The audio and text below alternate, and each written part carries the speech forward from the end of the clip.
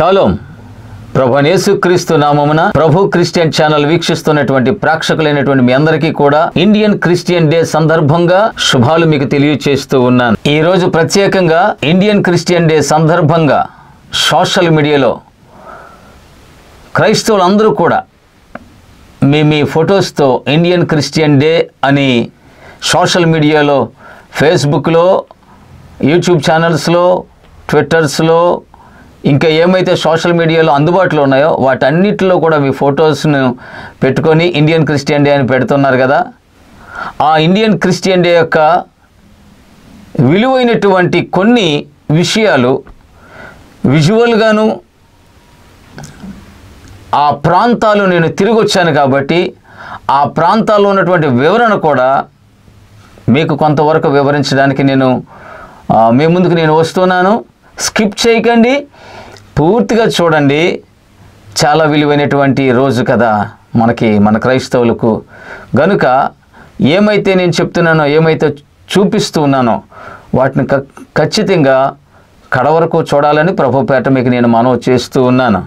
Indian Christian day అనేటువంటిది అసలు మనం ఎందుకు జరుపుకుంటున్నాం భారతదేశంలో? ప్రత్యేకంగా తెలిసిన వారికి లేక థియాలజికల్ కాలేజెస్లో చదివిన వారికి, పుస్తకాలు చదివినటువంటి వారికి పూర్తిగా అర్థమవుతుంది. తెలియనటువంటి వారి కొరకు ఈ విషయాలు నేను మీ ముందుకు తీసుకొని వస్తూ ఉన్నాను.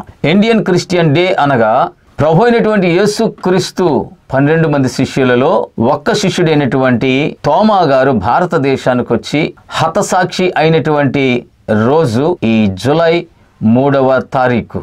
ఎప్పటికీ కూడా మనకి ఈ మాటలు గుర్తుండాలి. ఈ జూలై 3వ తారీఖున ఇంత గొప్ప ఫెస్టివల్గా భారతదేశం అంతా చేసుకుంటుంది. సంఘాలు, పాస్టర్స్ ఫెలోషిప్స్, తర్వాత ఇంకా థియాలజికల్ కాలేజెస్ భారతదేశంలో ఉన్నటువంటి వారు అందరూ కూడా జరుపుకుంటున్నారు. అయితే తోమా గారు భారతదేశానికి ఎలా వచ్చారు, ఎందుకు వచ్చారు, ఎలా రాగలిగారు, ఆయన చేసిన పరిచర్యలు ఏంటో కొద్దిసేపు మనం చూద్దాం. కొన్ని విషయాలు. యేసుక్రీస్తు చనిపోయిన తర్వాత శిష్యులందరూ కూడా చీట్లు వేసుకున్నారు. బైబిల్ పరంగా మనకి ఇదంతా కూడా సబ్జెక్ట్ తెలుసు. ఈ చీట్లు వేసుకున్నప్పుడు తోమా గారికి భారతదేశం అని ఆ చీట్లో వ్రాయబడి వచ్చింది. ఆయన పేరున భారతదేశం అని రాయబడినప్పుడు ఈయన భారతదేశానికి రావాల్సి వచ్చినప్పుడు మొట్టమొదట ఆయన రావడానికి ఇష్టపడలేదు, రిజెక్ట్ చేశారు. చాలా విషయాలు ఉన్నాయి. భారతదేశం కొరకు చాలా వరకు తెలుసుకున్నారు. భారతదేశంలో ప్రజలు అప్పటికి ఎలా ఉన్నారో ఆ పరిస్థితులను బట్టి తోమా గారు భారతదేశానికి రావడానికి రిజెక్ట్ చేయడం జరిగింది. అయితే ప్రభు అయినటువంటి యేసుక్రీస్తు వారు ఆయనకు కలలో కనిపించి భారతదేశానికి వెళ్ళమని మరలా ఆయన బోధించగా ఆయన ఒక మంచి తీర్మానానికి వచ్చారు. సెయింట్ థామస్ గారు, పరిశుద్ధుడైనటువంటి తోమా, ఎలాగైనా భారతదేశానికి వెళ్ళాలా. ఎందుకంటే ఈయనకి చాలా చోట్ల అతి ప్రాముఖ్యంగా మనకు తెలిసినటువంటి విషయం పరిశుద్ధ గ్రంథంలో యోహాను సువార్త 20వ అధ్యాయము 29వ వచనములో చూచి నమ్మిన వారి కంటే చూడక నమ్మిన వారు ధన్యులని తోమా గారిని గురించి ప్రభువైన యేసుక్రీస్తు వారు చెప్పారు. ఎందుకని? నిజమా ప్రభు లేచారా? అలా కాదు. ఆయన ప్రక్కలో పడిచినటువంటి బళ్ళెపు పోటు ఉంటే, చేతుల్లో కొట్టిన మేకులు కొట్టినటువంటి గాయాలు ఉంటే, కాళ్లలో కొట్టిన మేకులు కొట్టినటువంటి గాయాలు ఉంటే అది నేను చూసి నమ్ముతాను అని చెప్పినప్పుడు అదే విషయాన్ని గురించి ప్రభు వారు ఈ వచనాన్ని వాడారు. మళ్ళా భారతదేశానికి ఆయన రావాల్సి వచ్చినప్పుడు కూడా వెళ్ళను, అక్కడ పరిస్థితులు ఎలా ఉంటాయని రిజెక్ట్ చేయడం కూడా జరిగింది. మరలా ప్రభు వారు కనిపించి చెప్పినప్పుడు ఈ తీర్మానం తీసుకున్న తర్వాత భారతదేశానికి రావడానికి చాలా కష్టం కదండి. ఆ రోజుల్లో సరైనటువంటి ప్రయాణానికి సంబంధించినటువంటి వాహనాలు లేవు. అయితే ఆయన భారతదేశానికి రావడానికి మొట్టమొదటి కారణం ఒకటి ఉంది. కేరళ రాష్ట్రము నుండి పాలస్తీనా ప్రాంతాల్లో ఒక గొప్ప వ్యాపారం జరుగుతుంది. ఆ వ్యాపారం ఏంటి తెలుసా? కేరళ రాష్ట్రంలో స్పైసెస్ పండుతాయి కదా. ఇది యాలకులు, మిరియాలు, దాల్చిన చెక్క, లవంగి మొగ్గ, ఇంకా ఎక్స్ట్రా ఇలాంటివన్నీ కూడా కేరళ రాష్ట్రంలో పండుతున్నాయి. కాబట్టి ఈ స్పైసీస్ వ్యాపారం చాలా విరివిగా జరుగుతూ ఉంది అక్కడికి ఇక్కడకు. అంతేకాదు వ్యాపారవేత్తలు అటు ఇటు తిరుగుతూ ఉన్నారు. ఈలోగా కేరళ రాష్ట్రంలో అప్పటికి పరిపాలిస్తున్నటువంటి రాజు గోండెఫరస్, ఈ గోండెఫరస్ రాజుకి భారతదేశంలో ఆయన పరిపాలన చేస్తుండగా ఈ కేరళ రాష్ట్రంలో ఒక అండర్ గ్రౌండ్ ప్యాలెస్ కట్టుకోవాలి అనేటువంటి ఆశ కలిగి దానిని గురించి ఆయన ఎంక్వైరీ చేయిస్తే పాలస్తీనులు మంచి బిల్డింగ్లు వాళ్ళు కట్టగలరు. వాళ్ళు చాలా విలువైనటువంటి బలమైనటువంటి గృహాలు వారు నిర్మాణంలో చాలా ప్రముఖులుగా ఉన్నారు, ముందుగా ఉన్నారు. అక్కడ నుండి తీసుకొస్తే మంచి ప్యాలెస్ కట్టగలరు అనేటువంటి ఒక ఆయన నోటీస్కి వచ్చినప్పుడు కేరళ రాష్ట్రం నుంచి ఆయన దగ్గర ఉన్నటువంటి అబ్బానీస్ అనేటువంటి ఆయనను పాలస్తీనా దేశానికి ఇక్కడి నుంచి పంపించడం జరిగింది. ఇలా పంపిస్తూ ఉన్నటువంటి సందర్భంలో మరి అక్కడికి వెళ్ళి ఆ కార్పెంటరీ వర్క్ ఇదంతా కూడా ఎంక్వైరీ చేయాలి కదా, ఎవరు చేస్తారో.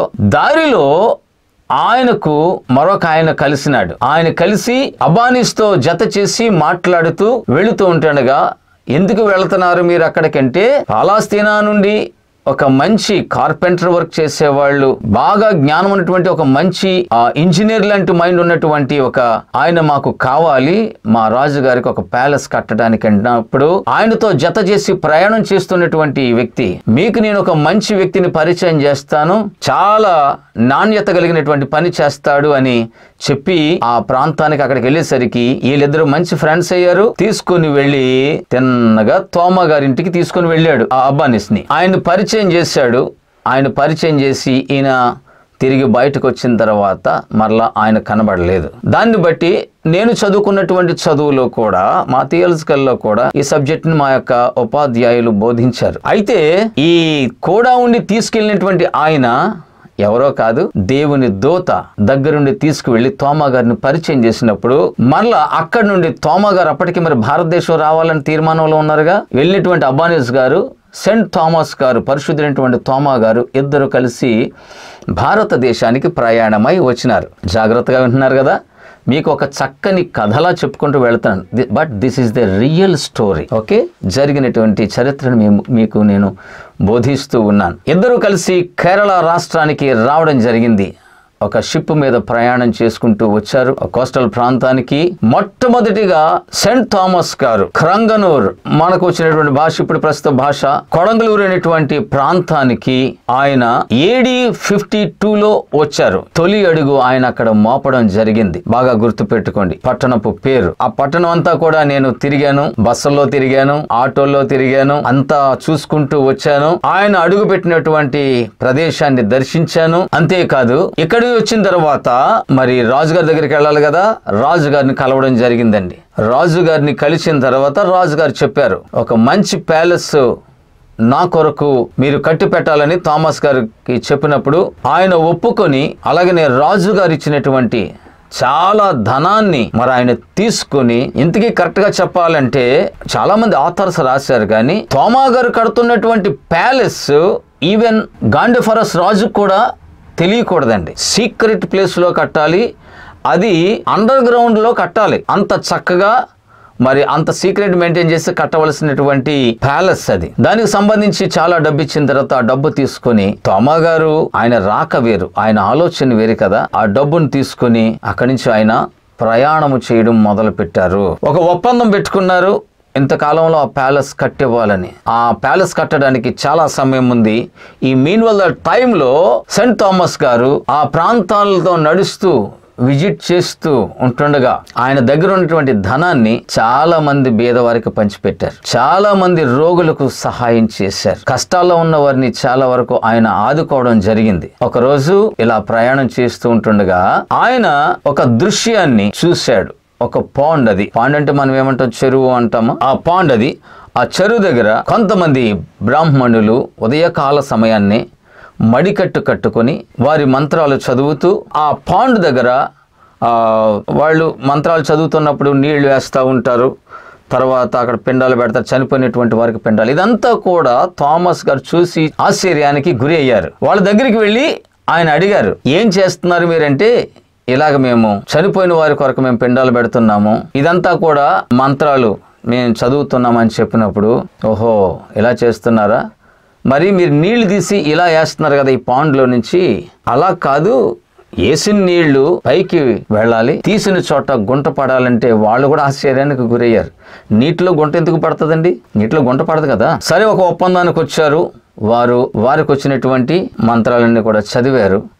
నీళ్లు తీస్తున్నారు, పైకి వేస్తున్నారు, వేసిన నీళ్లు కిందకు వచ్చేస్తున్నాయి. వారు చాలాసేపు ప్రయత్నం చేశారు, వారికి సాధ్యం కాలేదు. అప్పుడు నాకు కూడా అవకాశం ఇవ్వండి అని తోమా గారు వారి దగ్గర నుంచి అవకాశాన్ని తీసుకొని ప్రభువైన యేసుక్రీస్తు వారికి ఆయన ప్రార్థన చేసి ఆ పాండ్లో ఉన్నటువంటి నీళ్లను, ఒప్పందం ఏంటి, నీళ్లు తీసిన చోట గుంట పడాలి, వేసిన నీళ్లు పైకెళ్ళి ఉండాలి. ఆయన ప్రార్థన చేసినప్పుడు ఈ అద్భుతం అక్కడ జరిగిందండి. ఆయన నీళ్లు తీసిన చోట గుంట పడింది. పారే నీళ్లు కాదు, పారే నీటిలో కాదు, అక్కడ ఉన్నది ఒక పాండ్ అనమాట. ఆ పాండ్లో గుంట పడింది, వేసి నీళ్లు పైకి వెళ్ళి అక్కడ ఆగినాయి. వాళ్ళు చాలా ఆశ్చర్యానికి గురయ్యి చాలా నిర్ఘాంతపోయి, ఇంతకాలం మనం ఇలాగా చేస్తున్నాము, ఉపయోగములో లేనటువంటిది, మనం చేసిందంతా కూడా నిరుపయోగం అయింది, ఈయనెవరో వచ్చి ఇంత చక్కని అద్భుతాన్ని చేశాడు అని ఆయన దగ్గర నుంచి అనేక విషయాలు తెలుసుకున్నటువంటి వారిలో 7 బ్రాహ్మణులు ఉన్నారు. వాళ్ళందరూ కూడా వారే. ఆ 7 బ్రాహ్మణులు రక్షింపబడి ప్రభువుని అంగీకరించి థామస్ గారితో వారు బాప్తిస్మము తీసుకోవడం జరిగింది.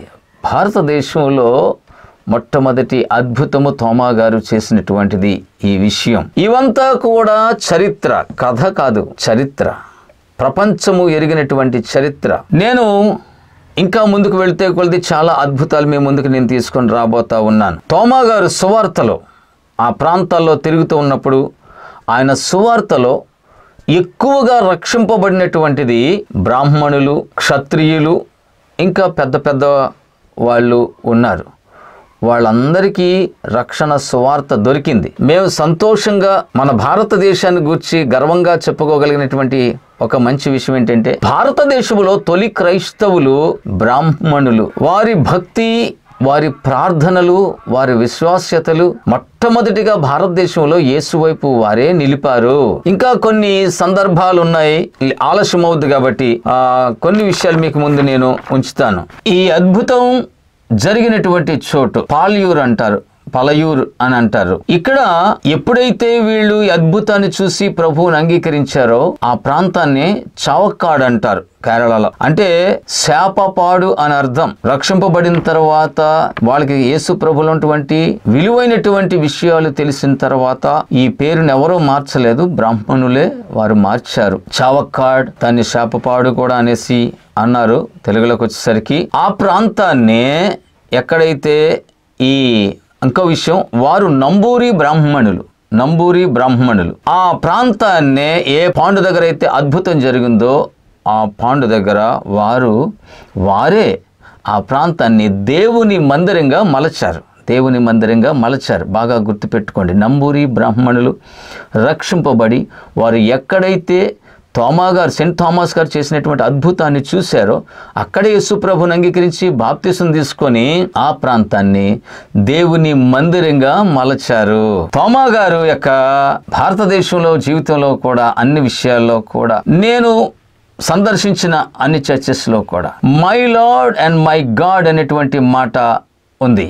My lord and my God, నా ప్రభువా నా దేవా అనేటువంటి చక్కని మాట. నేను ఆ ప్రాంతం తిరుగుతున్నప్పుడు కూడా ప్రతి చర్చ్ దగ్గరికి వెళ్ళినప్పుడు అదే మాట నాకు నోట్లోకి వస్తూ ఉండేది, నా ప్రభువా నా దేవా, నా ప్రభువా నా దేవా. కొడంగళూరు చర్చ్కి వెళ్ళినప్పుడు అక్కడ నాకు మీకు సన్నివేశాన్ని నాకు చూపిస్తున్నాను చూడండి. ఆయన కుడి చేతి ఎముక కొడంగళూరు చర్చిలో ఉంది. కుడి చెయ్యి ఎముక కొడంగళూరు చర్చిలో ఉంది. చాలా చక్కగా దాన్ని ఒక ప్రశస్తమైన ప్రాంతంలో అమర్చి ఉంచారు మందిరంలో. అక్కడికి వెళుతున్నప్పుడు ఆ గ్లాస్ డోర్ చక్కగా అది కీ తిప్పుతూ ఉంటే ఆ డోర్ ఓపెన్ అవుతుంది. డోర్ ఓపెన్ అయిన వెంటనే లైట్లు వెలుగుతున్నాయి. లైట్లు వెలిగి సిరియన్ భాషలో my lord and my God అనే ఒక చక్కని పాట వస్తూ ఉంది. నేను ఆ లోపలికి వెళ్ళాను, నాకు పర్మిషన్ ఇచ్చారు ఫాదర్ గారు. అక్కడికి వెళ్ళి నేను కాసేపు ప్రార్థన చేసుకున్నాను, అదంతా చూశాను, మీకు కూడా చూపిస్తూ ఉన్నాను. ఎంత ప్రశాంతత అండి, చాలా ప్రశాంతంగా ఉంది.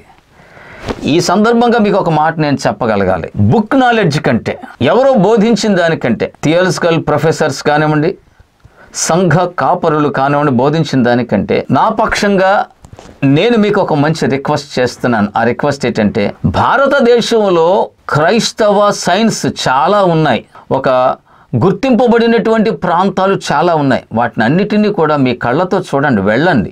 సేవకులారా వీలైతే మీ సంఘాన్ని తీసుకొని వెళ్ళండి, ట్రైన్ జర్నీయో, బస్ జర్నీయో, వ్యాన్స్ మీద ప్రయాణం చేసి వెళ్ళండి. మనం విన్న దానికంటే చూసిన దాన్ని ఇంకా అద్భుతంగా మనం చెప్పుకోగలుగుతాం. మన మనసుకు ఒక తీయని అనుభూతి కలుగుద్ది, ప్రశాంతత కలుగుద్ది, భక్తి కలుగుద్ది, దేవుని మీద ఇష్టం పెరుగుద్ది. నేను భారతదేశంలో ఉన్నటువంటి ప్రతి క్రైస్తవ ప్రాంతాన్ని నేను టూరిజం చేస్తూ ఉన్నాను, చూస్తూ ఉన్నాను, వెళుతూ ఉన్నాను, ప్రయాణం చేస్తున్నాను. నాతో పాటు చాలామందిని తీసుకుని వెళుతూ ఉన్నాను. బుక్ నాలెడ్జే కాదండి, కళ్ళతో మీరు వెళ్ళి చూడండి, సంఘాలను తీసుకువెళ్ళండి. ఒకవేళ బైబిల్ కాలేజెస్ అయితే మరి కాలేజెస్ అధినేతలు మీ స్టూడెంట్స్కి ఇవన్నీ కూడా చూపించండి. మీరు చెప్తున్నటువంటి పాఠాలతో పాటు ఆ ప్రాంతాలను చూపిస్తే ఇంకా మా నాలెడ్జ్ వారికి పెరుగుద్ది, ఆత్మీయత పెరుగుతుంది. కాబట్టి నేను ఎంకరేజ్ చేస్తున్నాను, భారతదేశంలో ఉన్న గుర్తింపబడినటువంటి ప్రతి చారిత్రాత్మకమైనటువంటి ప్రదేశాన్ని చూడండి, చూపించండి. నేను వెళ్తున్నప్పుడు కూడా నాతో కూడా ప్రయాణం చేయండి, ఖచ్చితంగా నేను అన్ని ప్రాంతాలకి తీసుకొని మీకు చూపిస్తాను. రైట్, ఇప్పుడు ఆ కొడంగళ్ళూరు చర్చిలో ఎంత హాయిగా అనిపించింది. తర్వాత పలయూరు చర్చిలో అద్భుతం జరిగింది. పలయూరు చర్చిలో చాలా పెద్ద క్యాంపస్, అది చాలా చాలా పెద్ద మందిరం. నేను వెళ్ళేసరికి ప్రొద్దుపోయింది, కానీ అదంతా కూడా నడిస్తే నాకు చాలా ఆయాసం వచ్చింది. మీకు నేను చూపిస్తాను. సెల్ఫీ స్టిక్ పట్టుకొని, కెమెరా పట్టుకొని ప్రొద్దుపోయిందండి, పట్టుకొని ఇదంతా కూడా గ్రౌండ్ అంతా కూడా పరిగెత్తాను. నేను పరిగెత్తుకుంటూ చూసుకుంటూ వచ్చాను. అనేక చోట్ల తోమా గారి యొక్క అవశేషాలు ఉన్నాయి. ఓకే అండి, గుర్తింపులో ఉన్నాయి. వాటిని చక్కగా భద్రపరిచి ఉంచారు. దీని తర్వాత మరి ఆ ప్రాంతంలో అంటే ఇది ఒక్కొక్క చర్చి ఒక్కొక్క జిల్లాలో ఉన్నాయి. 2 చర్చిలు 3 చర్చిలు ఒక జిల్లాలో ఉన్నాయి. కొన్ని విషయాలు మీకు నేను త్వరగా తీసుకుని వెళుతూ ఉన్నాను. తర్వాత మరి 7.5 సంఘాలు కదా ఆయన భారతదేశంలో నిర్మాణం చేశారు. 7.5 సంఘాలు ఒకసారి మీకు నేను చెప్తాను అవి అక్కడెక్కడ ఉన్నాయో. మొదట ఆయన కొడంగళూరులో ఆయన అడుగు పెట్టారు. అక్కడ అజీకోడ్ చర్చ్ ఉంది. తర్వాత పాలయూర్, తర్వాత కొట్టక్కావ్, దాని తర్వాత కొక్కమంగళం, నిరణం, నీలక్కల్, కొల్లాం, తర్వాత తిరువత్కోడ్, ఇది తమిళనాడులో కన్యాకుమారి ఆ డిస్టిక్లో ఉంది. అలాగే 7.5 సంఘాలు ఆయన నిర్మాణం చేశారు. చాలా చోట్ల ఇబ్బంది కలిగింది. కొట్టక్కావ్ చర్చ్ దగ్గర ఉన్నటువంటి పాండ్లో అయితే 1770 మందికి ఆయన రక్షణ సువార్తను ప్రకటించగా 1770 మంది అక్కడ బాప్తిసం తీసుకున్నారు కొట్టక్కావ్ చర్చ్ పాండ్లో. అలాగనే కొడంగళూరులో 1700 మందికి ఆయన బాప్తిసం ఇచ్చారు. కొన్ని చర్చెస్ దగ్గర అయితే ఆయన మీద, కొన్ని మందిరాల మీద కేసు కూడా వేశారు. వాటిని అన్నిటినీ నెగ్గడం జరిగింది. దేవుని యొక్క మహాకృప. ఎందుకంటే చాలా వాస్తవాలు ఉన్నాయి వాటిలో.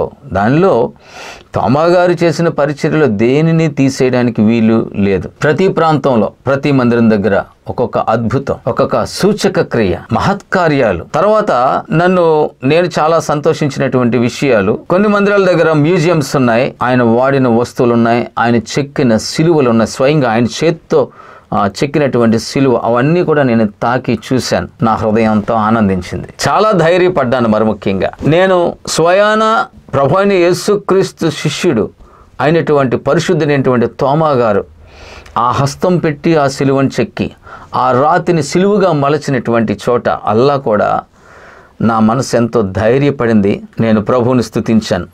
నిరణం అనేటువంటి చర్చిలో చాలా పెద్ద మ్యూజియం ఉందండి. పురాతనమైనటువంటి వస్తువులు వారు సేకరించి పెట్టి ఉన్నారు.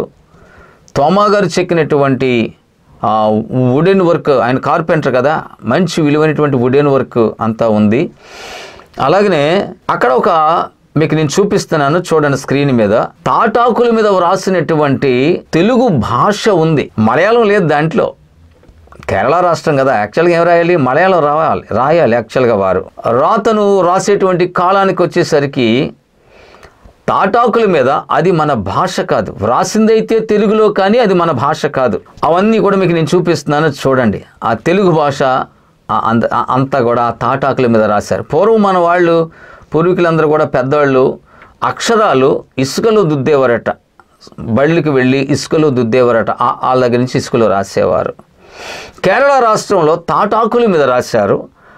అక్కడ మన తెలుగు భాష చూసినప్పుడు నేను వాళ్ళందరికీ, ఆ చర్చిల వాళ్ళకి అందరికీ నేను చెప్పాను, అక్కడ ఉన్నటువంటి మేనేజ్మెంట్ కూడా చెప్పాను, మా తెలుగు భాష మీరు అద్దంలో చక్కగా పెట్టుకొని ఉంచారు, నాకు చాలా గర్వంగా ఉంది, సంతోషంగా ఉందని వారితో, ఆ చర్చ్ మేనేజ్మెంట్తో వారితో నేను మాట్లాడినప్పుడు వారు కూడా సంతోషించారు, నాతో కలిసి వారు కూడా ఆనందించారు. అన్ని చోట్ల కూడా పూర్వపు అవశేషాలు ఉన్నాయి అని చెప్తా ఉన్నాను కదా. మరి ఈ 7 సంఘాలు అక్కడ కొల్లాం, ఇవన్నీ కూడా కొల్లాం, తర్వాత కొటాకాయం, నేరణం అంటే నీలకల్లు, ఇవన్నీ కూడా ఆయన తిరుగుతూ అనేక ప్రాంతాల్లో చక్కగా దేవుని సువార్తను ప్రకటించి, మరలా చెప్తున్నాను, సిలువను చూపించి సువార్తను ఆయన ప్రకటించగా ఎన్నో అద్భుతాలు భారతదేశంలో జరిగినాయండి. యేసుక్రీస్తు శిష్యుడు మన దేశానికి రావడం అనేటువంటిది మనకి చాలా ఆత్మీయ గర్వకారణంగా అనిపించింది నాకు. మరొక విషయం, అలాగా చేసుకుంటూ మళ్ళా అప్పుడు కూడా కేరళలో ఉంది యాక్చువల్గా ముఖ్య పట్టణంగాను, కన్యాకుమారి జిల్లా ఉన్నటువంటి ఆ ప్రాంతంలో. మరి అక్కడ గోడల వరకు ఆయన మందిరం నిర్మాణం జరిగింది. చాలా చోట్ల ప్రాబ్లమ్స్ వచ్చినాయండి. వాటిని అన్నింటినీ ఛేదించుకుంటూ ఆయన అక్కడ కూడా ఒక హాఫ్ చర్చ్ కట్టడం జరిగింది. గోడల వరకు కట్టారు, రూఫ్ మాత్రం తర్వాత వాళ్ళు వేసుకున్నారు అక్కడటువంటి వారు. తర్వాత అది అరపల్లి అంటారు, అంటే సగం మందిరం అని.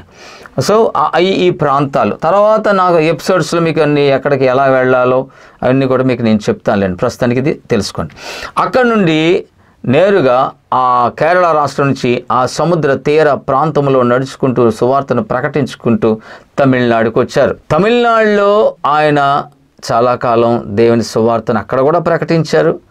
అక్కడ కూడా బ్రాహ్మణులు చాలా వరకు రక్షింపబడ్డారు.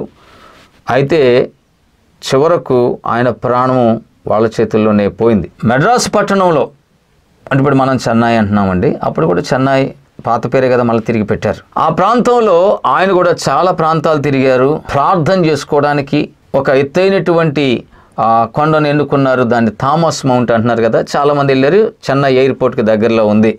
చాలామంది మీరు వెళ్ళారు, చూశారు అండి. మరి ఆయన్ను ప్రార్థన చేసుకునేటువంటి ప్రాంతం. ఆయన్ను చంపడానికి ఆయన్ను చాలా వరకు వేటాడారు, తరిమారు. చివరకు థామస్ మౌంట్ దగ్గర ఉంటుండగా, మోకాళ్ళ మీద ఆయన ఉంటుండగా ప్రార్థన చేసుకుంటుంటే వెనకాల నుంచి వచ్చి త్రిశూలంతో పొడి చేశారండి. పొడి చేసి పోయిన తర్వాత ఆయన పరిగెత్తి ఆ రక్తపు కొల్లుతోనే పరిగెత్తి సుమారు థామస్ మౌంట్ నుంచి లిటిల్ మౌంట్ అనేటువంటి ప్రాంతం చెన్నైలో, లిటిల్ మౌంట్కి వెళ్ళి, లిటిల్ మౌంట్లో ఆయన తరచూ ప్రార్థన చేసుకునేటువంటి గుహ ఒకటి ఉందండి. అక్కడ ఆ గుహలోనే ఆయన కన్ను మూశారు. అది AD 72 జూలై 3 జూలై మాసం 3వ తారీఖున ఆయన హతసాక్షి అయ్యారు. భారతదేశంలో ఆయన రక్తాన్ని ఇక్కడ కార్చడం జరిగింది. లిటిల్ మౌంట్ యొక్క విషయాన్ని ఒకటి మీకు నేను చెప్పాలి. లిటిల్ మౌంట్ ఆయనకు ప్రార్థన చేసుకోవడానికి తరచూ వెళ్ళేవారు కదా కొండకు. థామస్ మౌంట్ కాదండి, ఆ థామస్ మౌంట్ వేరు, లిటిల్ మౌంట్ వేరు. లిటిల్ మౌంట్ దగ్గర జరిగిన ఒక అద్భుతం మీకు నేను చెప్పాలని ఆశపడుతూ ఉన్నాను. లిటిల్ మౌంట్ ప్రాంతంలో అసలు నీళ్లే ఉండేవి కాదట. అలాంటి సమయంలో ఆయన ప్రార్థన చేసి అక్కడ ఆ రాక్ను, ఆ బండను ఆయన కొట్టినప్పుడు ఆ బండలో నుండి నీళ్లు ఉబికి బయటకు వచ్చినాయి. అక్కడ ఆయనకు కూడా నీళ్ళు అవసరం. ఆహారం కంటే నీళ్లు చాలా ప్రాముఖ్యమైనది కాబట్టి అక్కడ నీళ్లు ఆయన త్రాగారు. ఆ మధ్యకాలంలో ఆ నీళ్లు అప్పటి వరకు కూడా సెలవు ఊరేటువంటిది అని చెప్పారు. ఇప్పుడు లేదులేండి. అద్భుతం. అలా చెప్పగానే మీకు ఏం గుర్తొస్తున్నారు? ఎవరు గుర్తొస్తున్నారు? మోషే గారు గుర్తొస్తున్నారు కదా. మోషే గారు కూడా ఆ బండను కొట్టినప్పుడు నీళ్లు ఊబికి బయటకు వచ్చినాయి. సేమ్ అదే సన్నివేశంలో ఆ ప్రాంతంలో నేను అదంతా చదివాను, అది చూశాను కాబట్టి మీకు నేను చెప్తున్నాను. ఆ బండను ఆయన కొట్టినప్పుడు బండను చీల్చుకుని నీళ్లు బయటకు రాగా లిటిల్ మౌంట్ ప్రాంతంలో నీళ్లు ఏర్పడినాయి. తుది శ్వాస విడిచినటువంటి ప్రాంతం లిటిల్ మౌంట్. అండర్ గ్రౌండ్లో ఉండే ఆ గుహంతా మీకు నేను చూపిస్తున్నాను, చూడండి, స్క్రీన్ మీద చూడండి అండి. తర్వాత అక్కడ ఒక మందిరం ఉంది. తర్వాత సిరియన్స్ కూడా అక్కడ ఒక మంచి మందిరం కూడా కట్టడం జరిగింది. అక్కడ కూడా చాలా ప్రశాంతంగా ఉంది, మనసు హాయిగా ఉంది అండి. తర్వాత మరి థామస్ మౌంట్ దగ్గర ఆయన్ని వెన్నుపోటు పొడిచారు కదా, ఆ వెన్నుపోటు పొడిచిన ప్రాంతం కూడా చాలా పరిశుద్ధమైంది. ఒక మాట మీకు నేను చెప్పాలి, ఆయన ఎక్కడెక్కడ మందిరాలు కట్టారో, ఎక్కడ సువార్తను ప్రకటించారో, ఎక్కడ ప్రార్థన చేసుకున్నారో అవన్నీ తిరుగుతున్నప్పుడు ఆయన పాదంలో, ఆయన అడుగులో ఒక్కడికైనా అది పడి ఉంటుందిగా. నాకు అదొక తెలియని ధైర్యం. ఆయన చెక్కిన శిలువ మీద, ఆ రాతి మీద ఆయన చెయ్యి పడిందిగా, అక్కడ తాకినప్పుడు అక్కడ ఒక విలువైనటువంటి ఏదో తెలియని ఆనందం, ఆత్మీయ ఆనందం. ఆయన ఉన్నటువంటి చోటు ఆ ఫుల్ పిట్ దగ్గర అదంతా ఆయన నడిచాడు కదా, నేను అదంతా నడిచాను. ఆయన అడుగులో కన్నా అడుగు పడాలి, పరిశుద్ధుడైనటువంటి తోమా గారి యొక్క అడుగులు ఒక్క అడుగైనా నా ఫుట్ పడాలని ఆ ప్రాంతం అంతా దగ్గరగా నేను నడిచాను. సంతోషం, ఆత్మీయత, ఒక గొప్ప విలువైనటువంటి అనుభూతి. ఇంకా మీకు ఒక మంచి మాట, సువార్త కొరకు మనం ఎలాంటి తీర్మానం తీసుకోవాలో ఈ తోమా గారు కట్టినటువంటి మందిరాలు, ఆ ప్రాంతాలు అవి చూసినప్పుడు మనలో ఒక తెలియని ఒక తీర్మానం మనకు వచ్చేస్తుందండి. నేను నాతో పాటు మన్యంలో మహానీయుని సువార్తలో కొంతమంది బృందం ఉన్నారు. చాలా విలువైనటువంటి సేవ మేము చేసాం. 14 సంవత్సరాలు అన్ని గిరిజన ప్రాంతాల్లో మేము తిరుగుతూ ఉన్నాము, ఇంకా తిరుగుతున్నాం, ఇంకా సర్వే చేస్తున్నాం. సువార్త అందని ప్రాంతాలు, దేవుని పని చేస్తూ ఉన్నాం. చాలా ప్రాంతాలకు మేము టూర్ వేసాం, అన్ని ప్రాంతాల్లో సువార్తను ప్రకటించాం. 14 సంవత్సరాలు మేము తిరిగినటువంటి ఈ సువార్త పరిచర్యలో ఒక విధమైనటువంటి తీర్మానం వస్తే, తోమా గారు తిరిగినటువంటి మందిరాలు కట్టి సిలువను స్థాపించి మందిరాలు కట్టినటువంటి ప్రాంతాల్లో తిరుగుతున్నప్పుడు ఇంకొక విధమైనటువంటి ఇంకా లోతైనటువంటి తీర్మానం నాకు కలిగింది. ఆ అనుభవంలోనికి నేను వెళ్ళాను. మన దేశం కాదు కదా అయింది, మన వాడు కాదు కదా, మన ప్రజ కాదు కదా, మనలాంటి మన మైండ్ సెట్ వేరు, వాళ్ళ మైండ్ సెట్ వేరు కదా.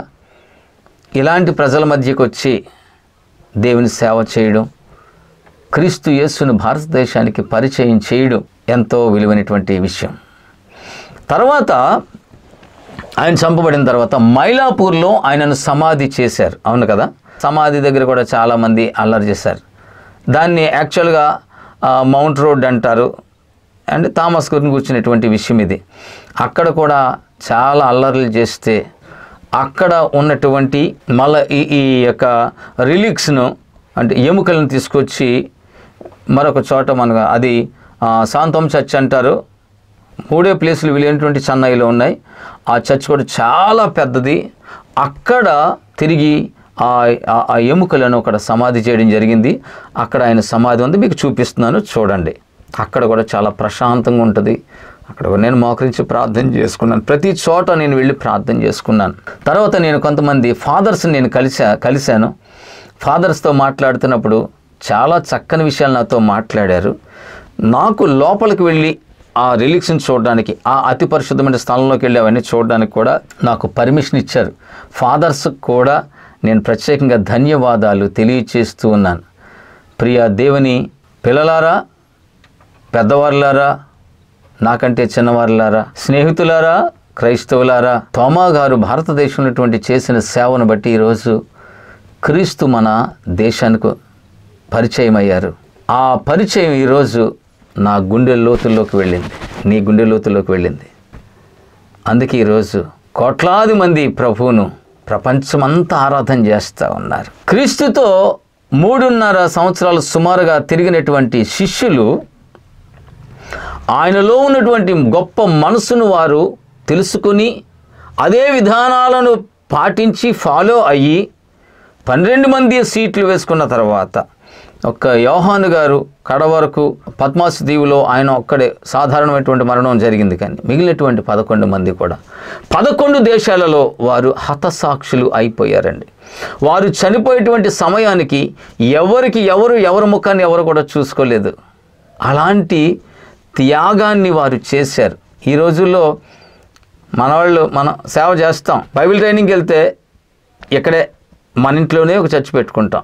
లేదు వెళ్తున్నటువంటి మదర్ చర్చ్ నుంచి కొంతమంది లాగేసేసి మళ్ళా పక్కన ఇంకో చర్చ్ పెడతారు. ఆ ఫ్యామిలీస్ అన్ని సొంత ఫ్యామిలీస్ని లాగేసుకొని. కాదు. నా మాటగా ఒక మాట మీకు నేను చెప్తున్నాను. అనేక మంది పాస్టర్స్ అవ్వక్కర్లేదండి. బైబిల్ వాక్యానుసారంగా సర్వలోకానికి వెళ్ళి సువార్తను ప్రకటించండి అనేటువంటి మాటను మనం పాటించగలిగితే పరిశుద్ధ గ్రంథానికి, దేవుని మాటకు విలువిచ్చినటువంటి వారమై అవుతాం. అర్థమైంది అనుకుంటాను నా మాట.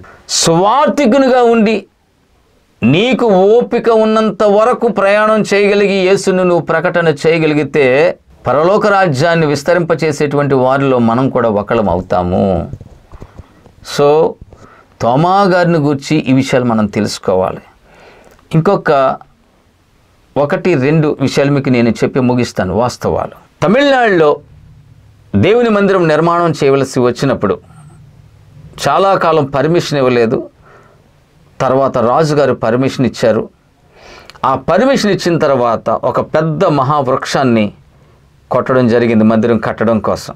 ఆ వృక్షాన్ని చాలా పెద్ద ముద్దు అనమాట, చాలా పెద్దది, ఏనుగు కూడా లాగలేనంత బరువైనటువంటి మహా వృక్షం అది. ఆ వృక్షాన్ని తీసుకురావడానికి కూడా కుదరనప్పుడు సెయింట్ థామస్ గారు అంత మహా పెద్ద వృక్షాన్ని ఆయన తాడు కట్టుకొని ఆయన భుజానికి తగిలించుకొని ఆ మహావృక్షాన్ని మందిరం కట్టేటువంటి స్థలానికి ఆయన ఒక్కడే లాక్కొని వచ్చాడటండి. ఎంత అద్భుతం! ఇది రాజుగారు చూశారు. రాజుగారు చూసి ప్రభునందు విశ్వసించారు, ఆయన రక్షింపబడ్డారు. చాలామంది రాజులు వినాల, ఈ మాట మీరు జాగ్రత్తగా గుర్తుపెట్టుకోండి.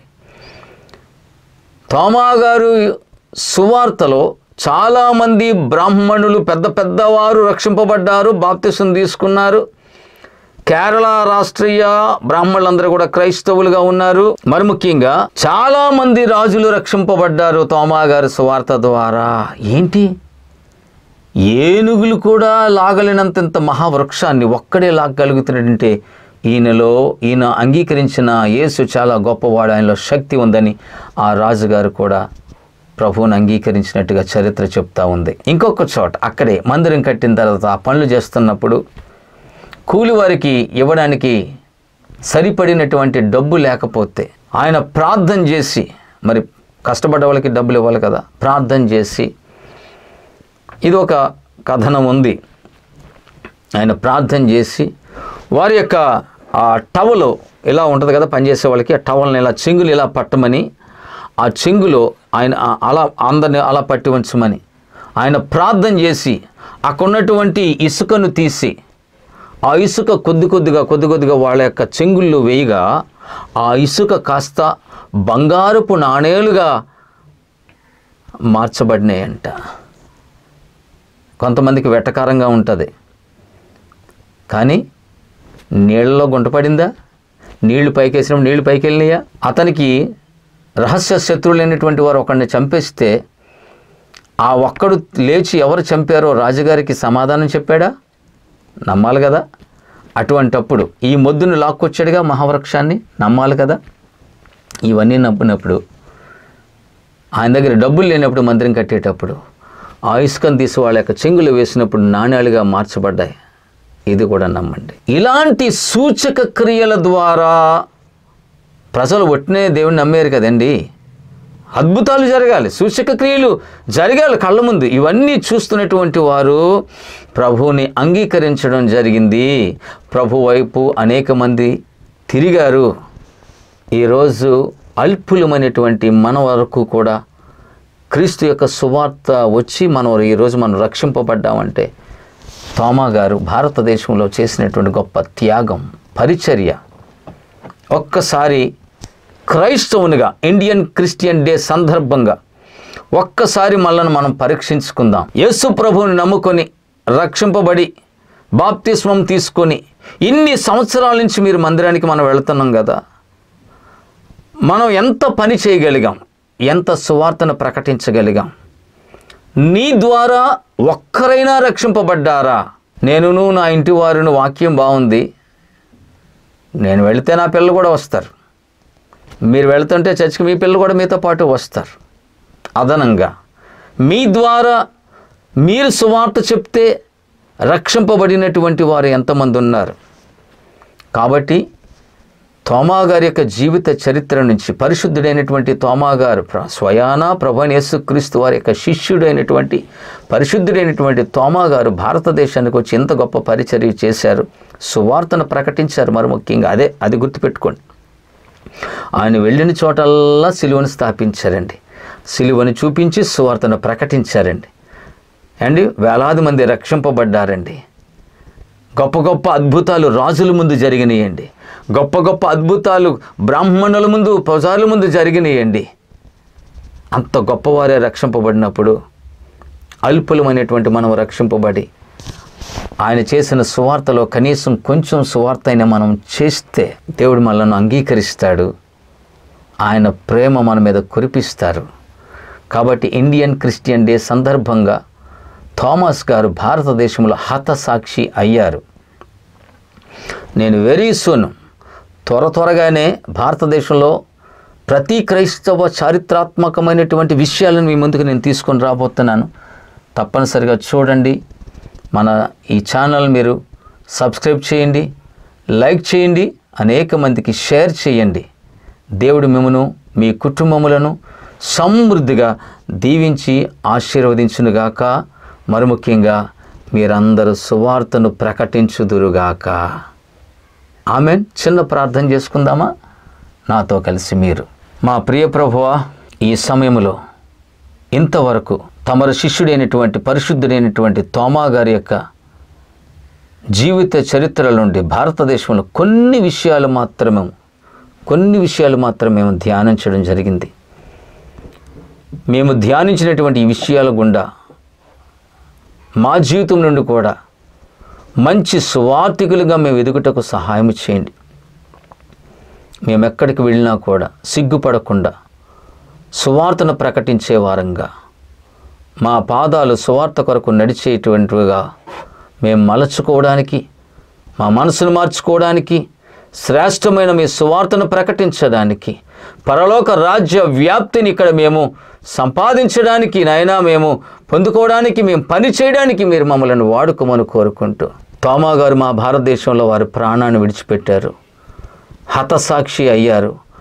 ఆయనను బట్టి ఒక మంచి తీర్మానంలోనికి ఈరోజు మేము రావడానికి సహాయం చేయమని, ఇంతవరకు ఈ కార్యక్రమాన్ని వీక్షించినటువంటి ప్రతి ఒక్క బిడ్డను మీరు దీవించి ఆశీర్వదించమని, వారి ప్రతి అవసరతను తీర్చమని కోరుకుంటూ, త్వరలో రాబోచిన యేసయ్య మీ అతి పరిశుద్ధ దివ్యనామాన్ని బట్టి మిక్కిలి వినయముతో బ్రతిమాలి వేడుకొనుచు ఉన్నాము తండ్రి. Amen, amen, amen. Thank you very much. May God bless you all. ఇంతవరకు మాతో కలిసి ఈ ప్రోగ్రాం మీరు వీక్షించారు. మిమ్మను, మీ కుటుంబాలను దేవుడు దీవించునుగాక. తప్పనిసరిగా నేను చెప్పినటువంటి ఈ తోమా గారి గురించిన జీవిత చరిత్రను ఇంకా మీరు బాగా చదవండి. వీళ్ళని బట్టి ఆ ప్రాంతాలు చూడండి. అంతేకాదు, నేను ఇండియన్ క్రిస్టియన్ హిస్టారికల్ టూరు అనేటువంటివి చేస్తూ ఉన్నాను. మాతో కలిసి ప్రయాణం చేయగలరు. May God bless you all. Thank you very much. నన్ను సంప్రదించండి.